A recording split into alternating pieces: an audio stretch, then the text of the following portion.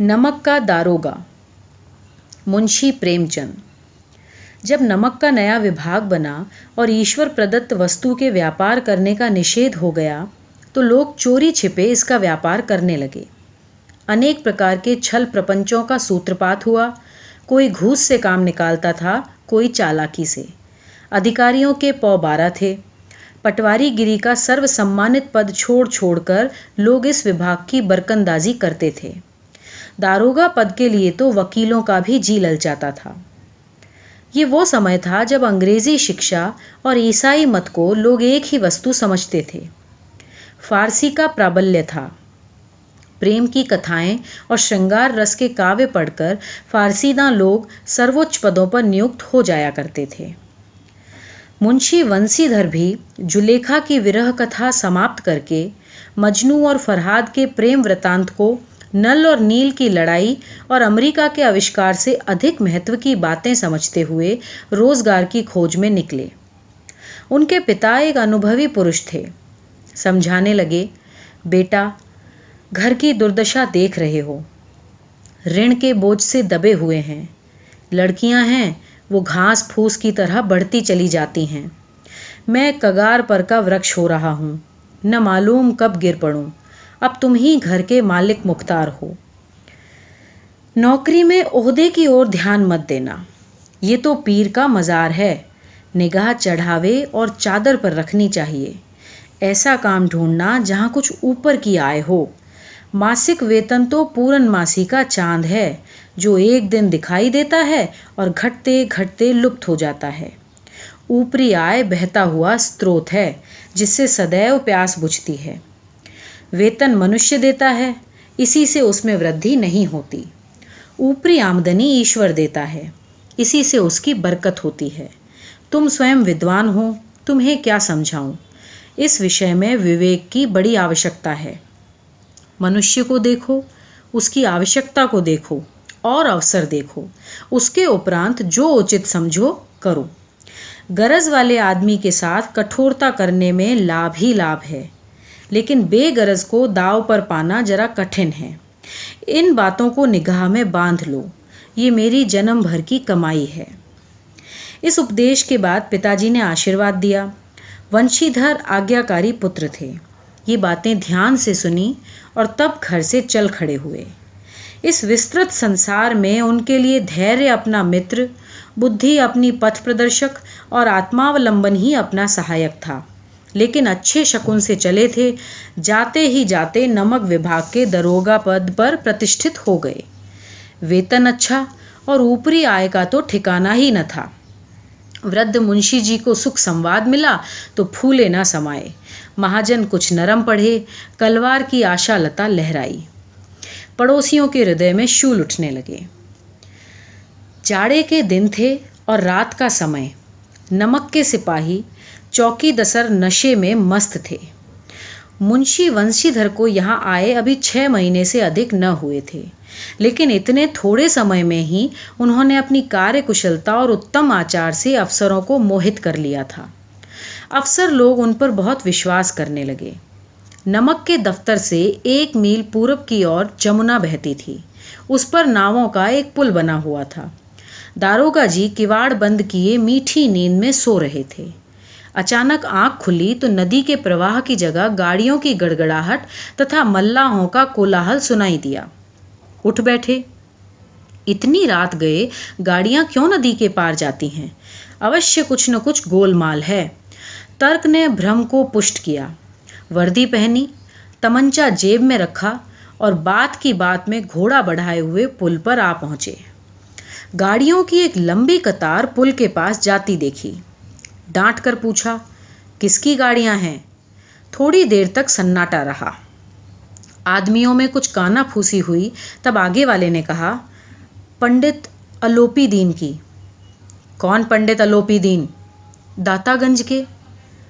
मुंशी वंशीधर चौंके। पंडित अलोपी दीन इस इलाके के सबसे प्रतिष्ठित जमींदार थे। लाखों रुपए का लेन देन करते थे। इधर छोटे से बड़े कौन ऐसे थे जो उनके ऋणी ना हो। व्यापार भी बड़ा लंबा चौड़ा था। बड़े चलते पुर्जे आदमी थे। अंग्रेज अफसर उनके इलाके में शिकार खेलने आते तो उनके मेहमान होते। 12 मास सदा व्रत चलता था। मुंशी जी ने पूछा, गाड़ियां कहाँ जाएंगी? उत्तर मिला, कानपुर। लेकिन इस प्रश्न पर कि इसमें क्या है, सन्नाटा छा गया। दारोगा साहब का संदेह और भी बढ़ा। कुछ देर तक उत्तर की बाट देखकर वो जोर से बोले, क्या गूंगे हो गए हो? हम पूछते हैं इसमें क्या लदा है? जब इस बार भी कोई उत्तर न मिला तो उन्होंने घोड़े को एक गाड़ी से मिलाकर बोरे को टटोला। भ्रम दूर हो गया। ये नमक के ढेले थे। पंडित आलोपी दीन अपने सजीले रथ पर सवार कुछ सोते कुछ जागते चले आते थे। अचानक कई गाड़ीवानों ने घबराए हुए आकर जगाया और बोले, महाराज, दरोगा ने गाड़ियां रोक दी हैं और घाट पर खड़े आपको बुलाते हैं। पंडित आलोपी दीन का लक्ष्मी जी पर अखंड विश्वास था। वो कहा करते थे कि संसार का तो कहना ही क्या, स्वर्ग में भी लक्ष्मी का ही राज्य है। उनका ये कहना यथार्थ ही था। न्याय और नीति सब लक्ष्मी के खिलौने हैं। इन्हें वो जैसे चाहती है नचाती है। लेटे ही लेटे गर्व से बोले, चलो हम आते हैं। ये कहकर पंडित जी ने बड़ी निश्चिंतता से पान के बीड़े लगाकर खाए। फिर लिहाफ ओढ़े हुए दारोगा के पास आकर बोले, बाबूजी आशीर्वाद, कहिए हमसे ऐसा कौन सा अपराध हुआ कि गाड़ियां रोक दी गईं? हम ब्राह्मणों पर तो आपकी कृपा दृष्टि रहनी चाहिए। वंशीधर रूखाई से बोले, सरकारी हुक्म। पंडित आलोपी दीन ने हंसकर कहा, हम सरकारी हुक्म को नहीं जानते और न सरकार को। हमारे सरकार तो आप ही हैं। हमारा और आपका तो घर ही का मामला है। हम कभी आपसे बाहर हो सकते हैं? व्यर्थ का कष्ट उठाया। यह हो ही नहीं सकता कि इधर से जाएं और इस घाट के देवता को भेंट न चढ़ाएं। मैं तो आपकी सेवा में स्वयं ही आ रहा था। वंशीधर पर ऐश्वर्य की मोहिनी वंशी का कुछ प्रभाव न पड़ा। ईमानदारी की नई उमंग थी। कड़क कर बोले, हम उन नमक हरामों में से नहीं हैं जो कौड़ियों पर अपना ईमान बेचते फिरते हैं। आप इसी समय हिरासत में हैं। आपको कायदे के अनुसार चलना होगा। बस मुझे अधिक बातों की फुर्सत नहीं। जमादार बदलू सिंह, तुम इन्हें हिरासत में लो, मैं हुक्म देता हूँ। पंडित आलोपी दीन स्तंभित हो गए। गाड़ीवानों में हलचल मच गई। पंडित जी के जीवन में कदाचित ये पहला ही अवसर था कि पंडित को ऐसी कठोर बातें सुननी पड़ी। बदलू सिंह आगे बढ़ा, किंतु रौब के मारे ये साहस न हुआ कि उनका हाथ पकड़ सके। पंडित जी ने धर्म को धन का ऐसा निरादर करते कभी न देखा था। विचार किया कि यह अभी उद्दंड लड़का है, माया मोह के जाल में कभी पड़ा नहीं, अलहड़ है, झिझकता है। बहुत दीन भाव से बोले, बाबू साहब ऐसा ना कीजिए, हम मिट जाएंगे, इज्जत धूल में मिल जाएगी। हमारा अपमान करने से आपके हाथ क्या आएगा? हम किसी तरह आपसे बाहर थोड़े ही हैं। वंशीधर ने कठोर स्वर से कहा, हम ऐसी बातें नहीं सुनना चाहते। आलोपी दीन ने जिस सहारे को चट्टान समझ रखा था वो पैरों के नीचे से खिसकता हुआ मालूम हुआ। स्वाभिमान और धन ऐश्वर्य को कड़ी चोट लगी, किंतु अभी तक धन की सांख्यिक शक्ति का पूरा भरोसा था। अपने मुख्तार से बोले, लालाजी 1000 के नोट बाबू साहब को भेंट करो। आप इस समय भूखे सिंह हो रहे हैं। वंशीधर ने गर्म होकर कहा, 1000 नहीं, 1,00,000 भी मुझे सच्चे मार्ग से नहीं हटा सकते। धर्म की इस बुद्धिहीन दृढ़ता और देव दुर्लभ त्याग पर मन बहुत झुंझलाया। अब दोनों शक्तियों में संग्राम होने लगा। धन ने उछल उछल कर आक्रमण करने शुरू किए। 1 से 5, 5 से 10, 10 से 15, 15 से 20,000 तक नौबत पहुंची। किंतु धर्म अलौकिक वीरता के साथ इस बहुसंख्यक सेना के सम्मुख अकेला पर्वत की भांति अटल और अविचलित खड़ा था। आलोपी दीन निराश होकर बोले, अब इससे अधिक मेरा साहस नहीं, आगे सब आपके अधिकार में है। वंशीधर ने अपने जमादार को ललकारा। बदलू सिंह मन में दरोगा जी को गालियां देते हुए पंडित आलोपी दीन की ओर बढ़ा। पंडित जी घबराकर 2-3 कदम पीछे हट गए। अत्यंत दीनता से बोले, बाबू साहब ईश्वर के लिए मुझ पर दया कीजिए, मैं 25,000 पर निपटारा करने को तैयार हूँ। असंभव बात है, 30,000 पर किसी तरह संभव नहीं। क्या 40,000 पर भी नहीं? 40,000 नहीं, 40 लाख पर भी असंभव है। बदलू सिंह, इस आदमी को अभी हिरासत में लो, अब मैं एक शब्द भी नहीं सुनना चाहता। धर्म ने धन को पैरों तले कुचल डाला। अलोपी दीन ने एक हृष्ट पुष्ट मनुष्य को हथकड़ियां लिए हुए अपनी ओर आते देखा। चारों ओर निराशा और कातर दृष्टि से देखने लगे और इसके बाद मूर्छित होकर गिर पड़े। दुनिया सोती थी, पर दुनिया की जीभ जागती थी। सवेरे देखिए तो बालक वृद्ध सबके मुंह से यही बात सुनाई देती थी। जिसे देखिए वो पंडित जी के इस व्यवहार पर टीका टिप्पणी कर रहा था। निंदा की बौछारें हो रही थी, मानो संसार से अब पापी का पाप कट गया। पानी को दूध के नाम से बेचने वाला ग्वाला, कल्पित रोज नामचे भरने वाले अधिकारी वर्ग, रेल में बिना टिकट सफर करने वाले बाबू लोग, जाली दस्तावेज बनाने वाले सेठ और साहूकार, ये सब के सब देवताओं की भांति गर्दनें चला रहे थे। जब दूसरे दिन पंडित अलोपी दीन अभियुक्त होकर कांस्टेबलों के साथ हाथों में हथकड़ियां, हृदय में ग्लानि और क्षोभ से भरे, लज्जा से गर्दन झुकाए अदालत की तरफ चले तो सारे शहर में हलचल मच गई। मेलों में कदाचित आंखें इतनी व्यग्र न होती होंगी, भीड़ के मारे छत और दीवार में कोई भेद ही न रहा। किंतु अदालत में पहुंचने की देर थी। पंडित अलोपी दीन इस अगाध वन के सिंह थे। अधिकारी वर्ग उसके भक्त, अमले उनके सेवक, वकील मुख्तार उनके आज्ञापालक और अर्दली, चपरासी तथा चौकीदार तो उनके बिना मोल के गुलाम थे। उन्हें देखते ही लोग चारों तरफ से दौड़े।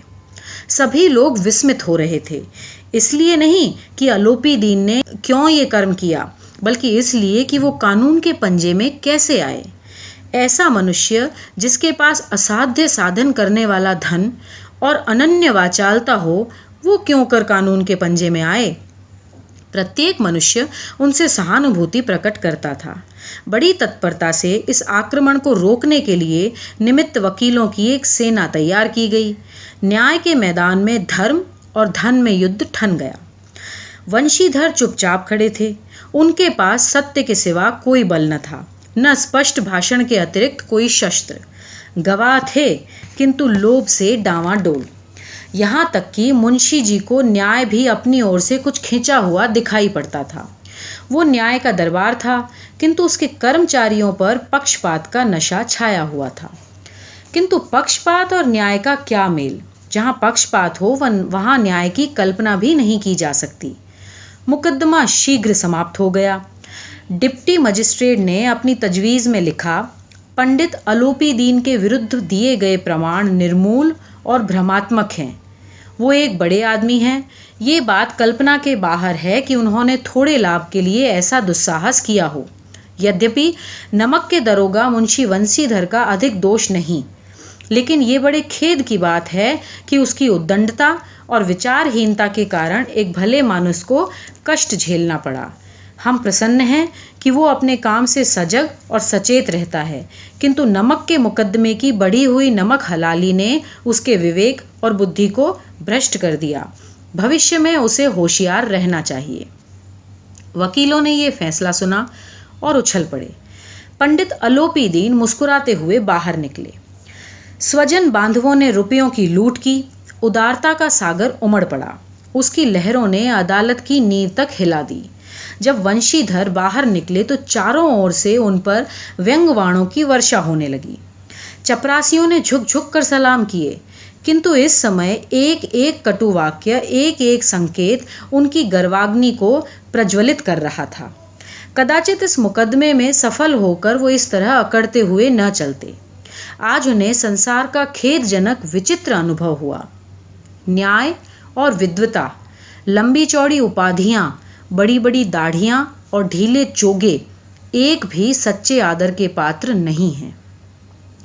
वंशीधर ने धन से बैर मोल लिया था, उसका मूल्य चुकाना अनिवार्य था। कठिनता से एक ही सप्ताह बीता होगा कि मुअत्तली का परवाना आ पहुंचा। कार्यपरायणता का दंड मिला।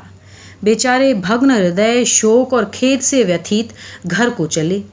बूढ़े मुंशी जी तो पहले से ही कुड़बुड़ा रहे थे कि चलते चलते इस लड़के को समझाया भी था, लेकिन इसने एक न सुनी। सब मनमानी करता है। हम तो कलवार और कसाई के तगादे सहें, बुढ़ापे में भगत बनकर बैठे और वहां बस वही सूखी तनख्वाह। हमने तो नौकरी की और कोई ओहदेदार भी नहीं थे, लेकिन काम किया, दिल खोल कर किया, और आप ईमानदार बनने चले हैं। घर में चाहे अंधेरा हो, मस्जिद में अवश्य दिया जलाएंगे। खेद है ऐसी समझ पर। पढ़ना लिखना सब अकारथ गया। इसके थोड़े ही दिनों बाद जब मुंशी वंशीधर इस दुरावस्था में घर पहुंचे और बूढ़े पिताजी ने समाचार सुना तो सर पीट लिया। बोले, जी चाहता है कि मैं तुम्हारा और अपना सर फोड़ लूं। बहुत देर तक पछता पछता कर हाथ मलते रहे। क्रोध में कुछ कठोर बातें भी कहीं, और यदि वंशीधर वहां से टल न जाते तो अवश्य ही ये क्रोध विकट रूप धारण करता। वृद्ध माता को भी दुख हुआ। जगन्नाथ और रामेश्वरम यात्रा की कामनाएं मिट्टी में मिल गई। पत्नी ने तो कई दिन तक सीधे मुंह बात तक न की। इसी प्रकार एक सप्ताह बीत गया। संध्या का समय था। बूढ़े मुंशी जी बैठे राम नाम की माला जप रहे थे। इसी समय उनके द्वार पर सजा हुआ रथ आकर रुका। हरे और गुलाबी पर्दे, पछाहिए बैलों की जोड़ी, उनकी गर्दनों में नीले धागे, सींगे पीतल से जड़ी हुई, कई नौकर लाठियां कंधों पर रखे साथ थे। मुंशी जी अगवानी को दौड़े। देखा तो पंडित अलोपी दीन हैं। झुककर दंडवत की और लल्लो चप्पो की बातें करने लगे। हमारा भाग्य उदय हुआ जो आपके चरण इस द्वार पर आए। आप हमारे पूज्य देवता हैं। आपको कौन सा मुंह दिखाएं। मुंह में तो कालिख लगी हुई है, किंतु क्या करें, अभागा कपूत है, नहीं तो आपसे क्यों मुंह छिपाना पड़ता। ईश्वर निसंतान चाहे रखे, पर ऐसी संतान न दे। अलोपी दीन ने कहा, नहीं भाई साहब, ऐसा न कहिए। मुंशी जी ने चकित होकर कहा, ऐसी संतान को और क्या कहूं। अलोपी दीन ने वात्सल्यपूर्ण स्वर में कहा, कुल तिलक और पुरखों की कीर्ति उज्जवल करने वाले संसार में ऐसे कितने धर्मपरायण मनुष्य हुए हैं जो धर्म पर अपना सब कुछ अर्पण कर सकें। पंडित अलोपी दीन ने वंशीधर से कहा, दारोगा जी, इसे खुशामद न समझिए। खुशामद करने के लिए मुझे इतना कष्ट उठाने की जरूरत न थी। उस रात को आपने अपने अधिकार बल से मुझे अपनी हिरासत में लिया था, किंतु आज मैं स्वेच्छा से आपकी हिरासत में आया हूं। मैंने हजारों रईस और अमीर देखे, हजारों उच्च पदाधिकारियों से मेरा काम पड़ा, किंतु मुझे परास्त किया तो आपने। मैंने सबको अपना और अपने धन का गुलाम बनाकर छोड़ दिया। मुझे आज्ञा दीजिए कि आपसे कुछ विनय करूं। वंशीधर ने अलोपी दीन को आते देखा तो उठकर सत्कार किया, किंतु स्वाभिमान सहित। समझ गए कि ये महाशय मुझे लज्जित करने और जलाने आए हैं। क्षमा प्रार्थना की चेष्टा नहीं की, वरन उन्हें अपने पिता की ये ठकुर सुहाती की बात भी असहाय प्रतीत हुई। पर पंडित जी की बातें सुनी तो मन की मैल मिट गई। पंडित जी की ओर उड़ती हुई दृष्टि से देखा, सद्भाव झलक रहा था। गर्व ने लज्जा के सामने सिर झुका दिया। शर्माते हुए बोले, ये आपकी उदारता है जो ऐसा कहते हैं। मुझसे जो कुछ अविनय हुई है उसे क्षमा कीजिए। मैं धर्म की बेड़ी में जकड़ा हुआ था, नहीं तो वैसे ही आपका दास हूं। जो आज्ञा होगी वो मेरे सिर माथे पर। अलोपी दीन ने विनीत भाव से कहा, नदी तट पर आपने मेरी प्रार्थना स्वीकार नहीं की थी, किंतु आज आपको स्वीकार करनी पड़ेगी। वंशीधर बोले, मैं किस योग्य हूं, किंतु जो कुछ सेवा मुझसे हो सकती है उसमें त्रुटि न होगी। अलोपी दीन ने एक स्टाम्प लगा हुआ पत्र निकाला और उसे वंशीधर के सामने रखकर बोले, इस पद को स्वीकार कर लीजिए और अपने हस्ताक्षर कर दीजिए। मैं ब्राह्मण हूं, जब तक ये सवाल पूरा न कीजिएगा द्वार से न हटूंगा। मुंशी वंशीधर ने उस कागज को पढ़ा तो कृतज्ञता से आंखों में आंसू भर आए। पंडित अलोपी दीन ने उनको अपनी सारी जायदाद का स्थायी मैनेजर नियुक्त कर दिया था। 6,000 वार्षिक वेतन के अतिरिक्त रोजाना का खर्च अलग, सवारी के लिए घोड़ा, रहने के लिए बंगला और नौकर चाकर मुफ्त। कंपित स्वर में बोले, पंडित जी, मुझ में इतनी सामर्थ्य नहीं कि आपकी उदारता की प्रशंसा कर सकूं, किंतु ऐसे पद के योग्य नहीं हूं। अलोपी दीन हंसकर बोले, मुझे इस समय एक अयोग्य मनुष्य की जरूरत है। वंशीधर ने गंभीर भाव से कहा, यों मैं आपका दास हूं। आप जैसे कीर्तिवान सज्जन पुरुष की सेवा करना मेरे लिए सौभाग्य की बात है, किंतु मुझ में न विद्या है, न बुद्धि, न वो स्वभाव जो इन त्रुटियों की पूर्ति कर देता है। ऐसे महान कार्य के लिए एक बड़े सर्वज्ञ अनुभवी मनुष्य की जरूरत है। अलोपी दीन ने कलमदान से कलम निकाली और उसे वंशीधर के हाथ में देकर बोले, न मुझे विद्वता की चाह है, न अनुभव की, न मर्मज्ञता की, न कार्य कुशलता की। इन गुणों के महत्व का परिचय खूब पा चुका हूं। अब सौभाग्य सुअवसर ने मुझे वो मोती दे दिया है जिसके सामने योग्य और विद्वता की चमक फीकी पड़ जाती है। ये कलम लीजिए, अधिक सोच विचार न कीजिए, दस्तखत कर दीजिए।